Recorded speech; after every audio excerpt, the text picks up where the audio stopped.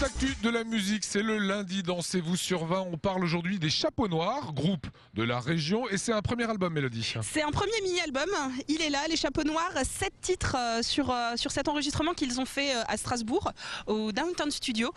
Les Chapeaux Noirs, c'est du jazz, c'est de la fusion, c'est un peu tout ça à la fois.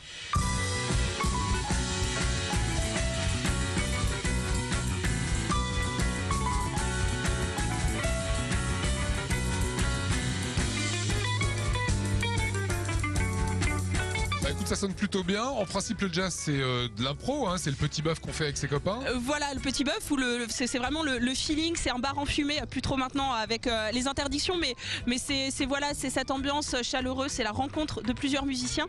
Je leur ai demandé aux Chapeaux Noirs si c'est pas anti-jazz finalement de poser ces 7 titres sur un album. Une des composantes principales de notre musique, ça reste l'improvisation. Et parce que qui dit jazz dit nécessairement improvisation. Et dans l'album qu'on vient d'enregistrer, effectivement, tous les morceaux sont basés d'abord sur une composition avec une écriture, etc. Mais qui est juste finalement la base qui nous permet après d'improviser, de dialoguer entre nous. Et ce dialogue-là, on l'a bien évidemment aussi en studio. C'est essentiellement l'improvisation finalement, ce qui ressort de cet album. Du coup, anti-jazz, non, je pense pas qu'on puisse dire.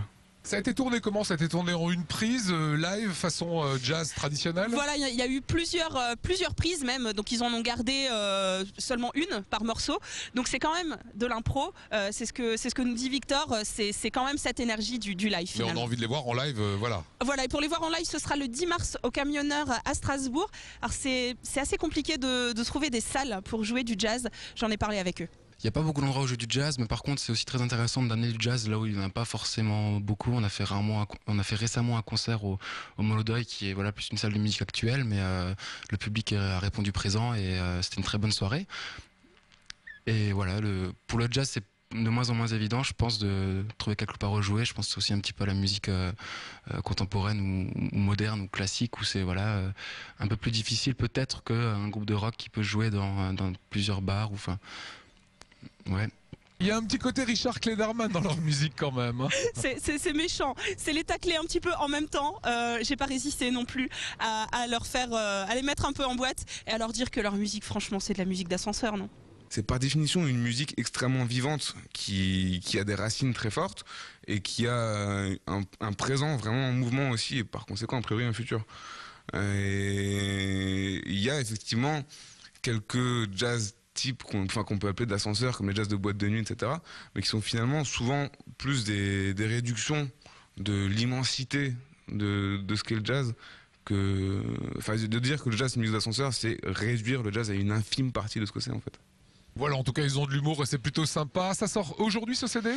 Alors, c'est déjà sorti, donc vous le trouvez en allant surtout au concert, par exemple le 10 mars au Camionneur.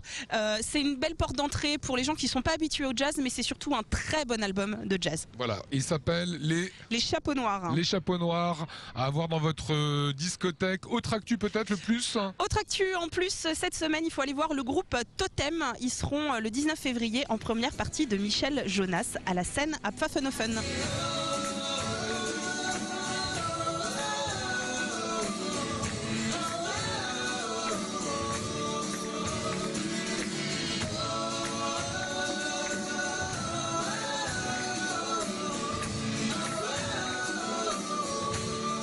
Voilà, pour toute l'actu, on vous retrouve lundi prochain.